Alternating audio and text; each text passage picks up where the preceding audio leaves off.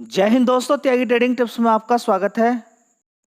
दोस्तों, इस वीडियो के अंदर हम बात करने वाले हैं टोटल 5 शेयर के बारे में। यहाँ पर बात होने वाली है। सबसे पहले हम यहाँ पर बात करते हैं स्विगी लिमिटेड के बारे में। 403 रुपये का शेयर यहाँ पर देखने को मिल रहा है। इस शेयर का अगर 1 साल का चार्ट पैटर्न अगर हम देखते हैं तो भयंकर गिरावट है। यहाँ पर आप देख लीजिए, 597 रुपये के आसपास होता था शेयर, गिरते गिरते कितना पहुँच गया नीचे की साइड में, 316। ठीक है, वहाँ से अच्छी खासी तेज़ी बनती है, लोगों का पैसा बना के दे देता है। लेकिन अभी जो Q1 के रिजल्ट्स आए हैं उसके अंदर इस शेयर ने बिल्कुल भयंकर नुकसान पहुंच किया। 36% का रिटर्न। देखिए, अब रिजल्ट्स खराब आए हैं, हो सकता है कि फिर गिरावट देखने को मिल जाए, हो सकता है गिरावट ना हो, कोई ज़रूरी नहीं है, ये पक्का नहीं होता है। लेकिन एटलीस्ट आपको एक जानकारी तो मिल गई कि स्विगी के अंदर नेट लॉस हुआ है 1197 करोड़ का।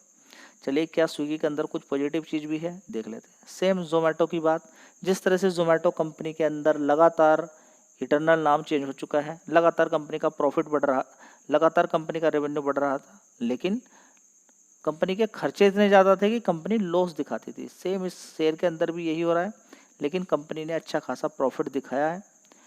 किसके अंदर? जोमेटो के अंदर 25 करोड़ का लगभग। यहाँ पर तो नुकसान इतना बड़ा दिखा दिया कंपनी ने। चलिए देखते हैं आगे क्या होता है। फिलहाल कंपनी के रिजल्ट्स एक बार पूरे देख लेते हैं।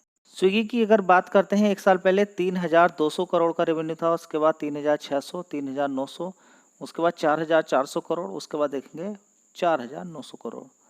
अभी के क्वार्टर में 4900 करोड़। रेवेन्यू वाइज देखेंगे कंपनी की एक नंबर की परफॉर्मेंस है, कोई परेशानी यहाँ पर देखने को नहीं मिल रही है। ऑपरेटिंग प्रॉफिट नुकसान में 955 करोड़, उससे पहले 964, 726, 554 करोड़ का नुकसान, उससे पहले 544 करोड़ का नुकसान। जहाँ पर भी आप देखेंगे नुकसान नुकसान ही दिखाई देगा।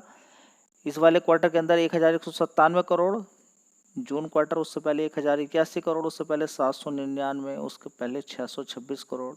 यानी कि जिस तरीके से किसी कंपनी के अंदर लगातार प्रॉफिट बढ़ता है, यहाँ पर लगातार नुकसान ही बढ़ रहा है। ठीक है, तो देखते हैं आगे क्या होता है, कल किस तरह का रिएक्शन देखने को मिलता है। दोस्तों, अगली कंपनी है डाबर इंडिया। देखिए, एफएमसीजी सेक्टर की अगर बात करें तो हिंदुस्तान यूनिलीवर के अंदर भी धीरे धीरे ऊपर की तरफ भी तेजी बन रही है, लेकिन तेजी इतनी स्लो है कि आप समझ ही नहीं पाएंगे। काफ़ी नीचे तक शेयर जाने के बाद हिंदुस्तान यूनिलीवर धीरे धीरे ऊपर की तरफ जा रहा है। लेकिन पैसा किनका बनेगा? जो अच्छी कंपनियों में खरीद के लंबे समय के लिए होल्ड करते हैं, उनका पैसा बन जाता है।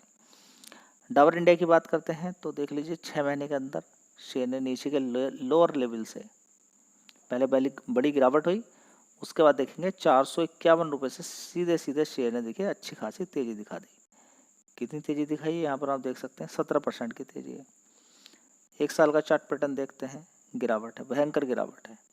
उसके बाद अगर देखने की कोशिश करते हैं 5 साल का चार्ट पैटर्न, तो बीच बीच में गिरावट और तेज़ी बनती रहती है शेयर के अंदर। तो अभी गिरावट हुई है, यानी कि आने वाले टाइम में तेज़ी का नंबर है। कंपनी के रिजल्ट्स आ चुके हैं, एक बार देख लेते हैं। लेकिन मार्केट कैप बिल्कुल मत भूलिएगा, 93,000 करोड़ का मार्केट कैप कंपनी का है। दोस्तों, डाबर इंडिया की बात करते हैं। 1 साल पहले 3,349 करोड़ का रेवेन्यू था, उसके बाद 3,029 करोड़, 3,033, 3,300 करोड़ का रेवेन्यू, उसके बाद 2,800 करोड़ का। पिछले क्वार्टर्स कमज़ोर था, इस बार 3,400 करोड़ का रेवेन्यू देखने को मिला, यानी कि परफॉर्मेंस में कोई कमी नहीं है। ऑपरेटिंग प्रॉफिट काफ़ी शानदार, 667 करोड़ का।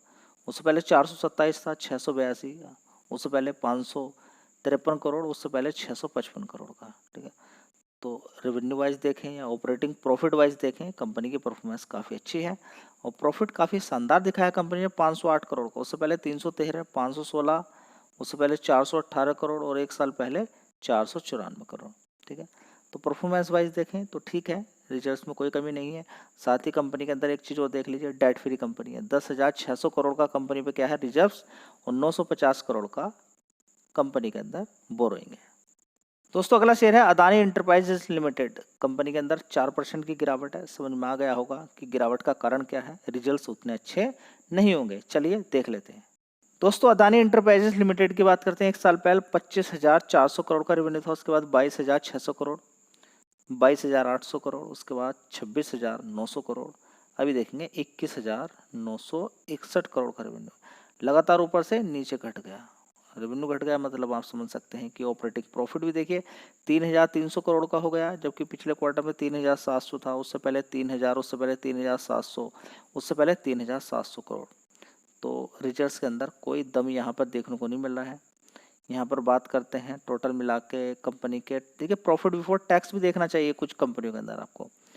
प्रॉफिट बिफोर टैक्स देखें 1400 करोड़ का, उससे पहले 5200 करोड़, 5072 करोड़, 2400 और उससे पहले 2232 करोड़। ठीक है, तो रिजल्ट्स काफ़ी कमज़ोर, जिसकी वजह से गिरावट है और भी गिरावट हो सकती है। 976 करोड़ का प्रॉफिट, उससे पहले 4200 करोड़, 1900 करोड़, उससे पहले 1700 करोड़, यानी कि लगभग 2000 करोड़ से या 1500 करोड़ से 976 करोड़ का नेट प्रॉफिट रह गया। आप समझ सकते हैं क्या हो सकता है। अब चलिए आगे देखते हैं क्या होता है शेयर के अंदर। दोस्तों अगला शेयर होगा वेदांता लिमिटेड। 425 रुपये का भाव यहाँ पर देखने को मिल रहा है।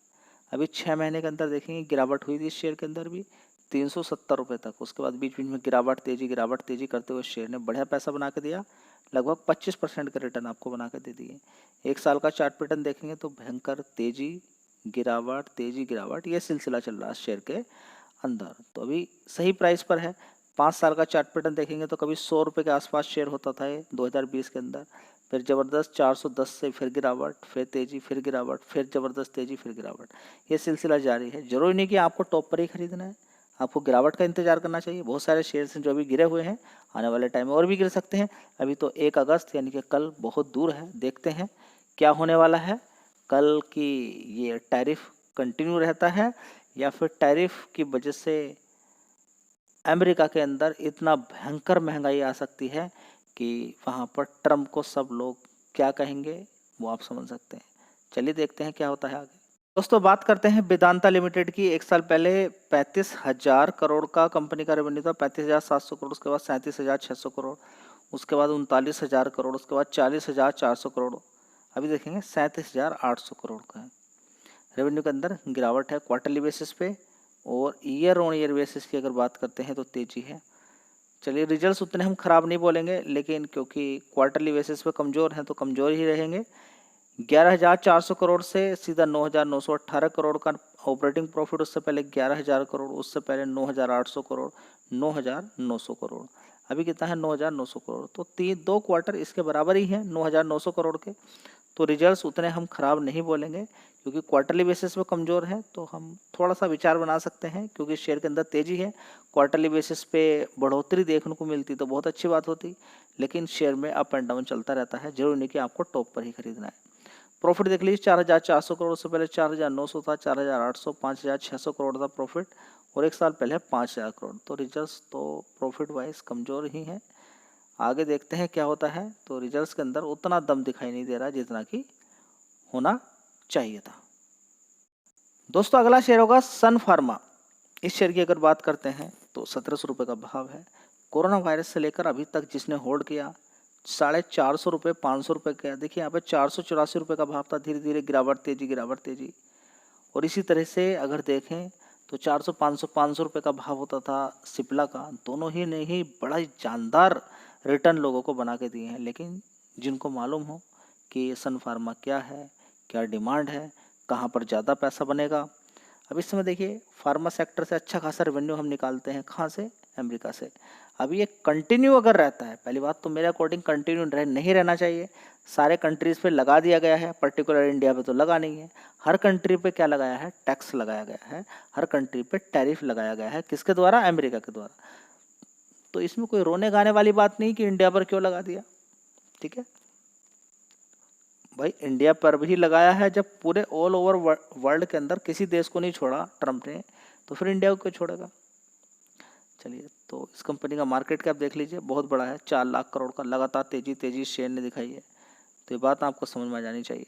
दोस्तों सन फार्मा की बात करते हैं तो 1 साल पहले 12,600 करोड़ का रेवेन्यू था, उसके बाद 13,200, 13,600 करोड़, उसके बाद देखेंगे 12,900 करोड़, और अभी देखेंगे 13,800 करोड़। ठीक है, तो परफॉर्मेंस में तो दम लग रहा है, लेकिन यहाँ पर 13,600 था, 13,800 हो गया, तो कोई खास परफॉर्मेंस भी नहीं बोलेंगे। 13,200 पहले भी था, लेकिन थोड़ी तेज़ी है। तेज़ी तो तेज़ी रहती है, ये भी आपको समझ में आ जाना चाहिए।